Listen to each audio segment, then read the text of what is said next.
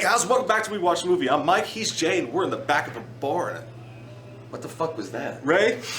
Winston. Star Trek Beyond, and we're beyond the normal bar area. We're beyond our normal setup. We're here back having drinks with you. Bar. Where special stuff. So where special stuff happens.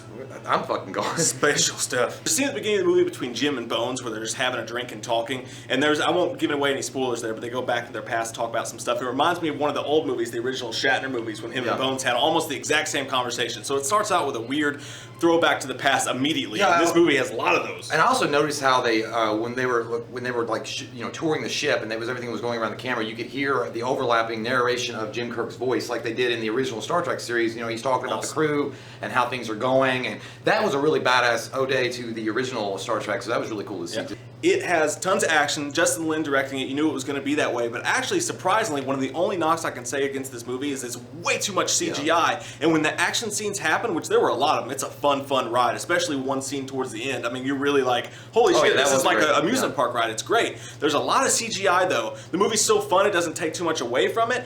But I will say this also: the fight scenes, the up close action scenes, they move so fast and so shaky cam. It's surprisingly shaky cam filled and surprisingly kind of hard to figure out what's going on at certain points. I feel like that too. I feel like at some point I was watching Cops because it was like I was like, oh my god, I can't. And then I was like, holy shit, I'm dizzy. I couldn't even keep up. And it wasn't just that. I think when they even would pan the camera, sometimes it would go so fast they would like lose some kind of like visibility, and you'd be like, it would keep blurry for a second, then come back. Yeah. And there was like one scene specifically where Bones is getting into an ejection pod, and the camera just kind of goes to him like this, and I'm like, what the fuck just happened? Because it scared me because it was so fast, but it was off kilter. I love it when my bone gets into an ejaculation pod. The key thing about this movie is the comedy is on point in this. Most funniest. Yeah. It's the funniest Star Trek movie yet. Funny is funny.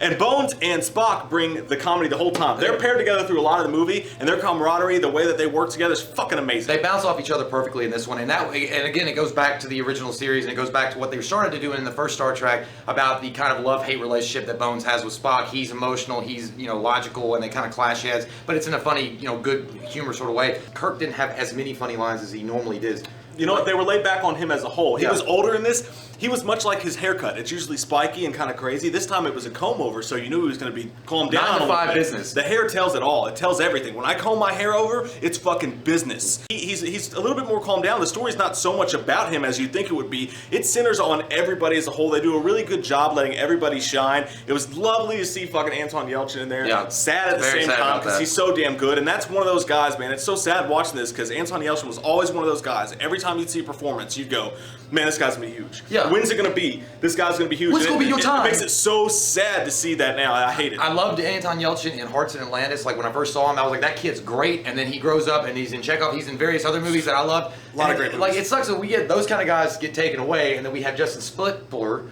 still around. So I don't get it. It's fucking stupid. But either way, I'm glad that he got to have a send-off with this. It was a great film for him to be in. And then finally, I want to say when the whole theme of this movie really centers on.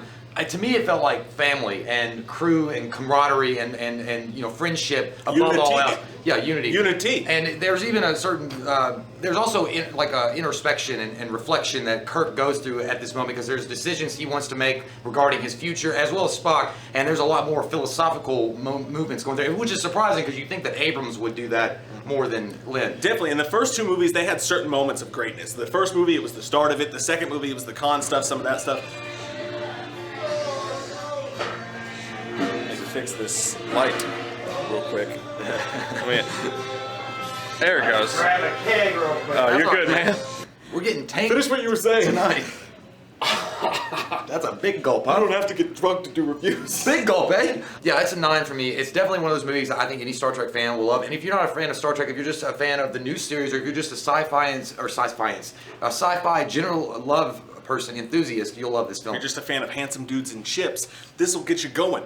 But yeah, no, Or alien girls. By the way, Jayla's fucking hot. I want to Thundercat it's her. Weird. I feel like I don't know if I should feel this way, but I want to have sex with that. Yeah, I'd had sex with any of those alien girls. Yeah. Even the spider one. Yeah. I'd had sex It's with her. okay, right? Yeah. there's But nothing you don't wrong. know her age. No, it doesn't matter. I'm sure. I mean, she seems old enough. She could But definitely. it's just a use it. different, like, alien race. But they have completely. different They might have laws. different rules. Yeah, who knows? I Fuck it. don't Just know. take a chance. But yeah. If she had like a spider head, you could put your beer in there. She was good looking though. But yeah, no, I do want to say this though. It's an 8.5 for me. Okay. It's right up there. I thought it was an awesome movie. I thought it was great. My personal favorite of the 3 Star Trek films because it flows better than any of them. For me, it was a fun ride from the start to the finish. It never took itself too seriously. It's nothing earth-shattering, life-changing truly happens, but it's just a good time, and it felt episodic in the way that the original series felt more than any of the other films did. It was a more of an explorative, but at the same time, you had these moments where they're outside the ship. They had to fight hand-to-hand combat, but you also got the crazy ship stuff happening.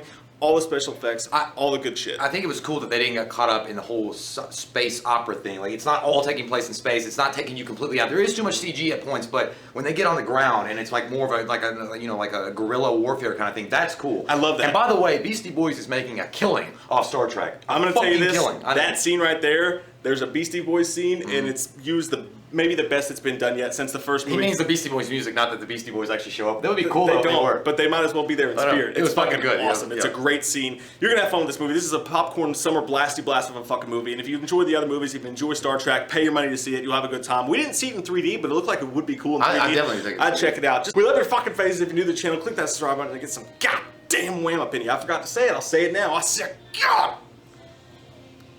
Just everybody in here. You're thinking dumb.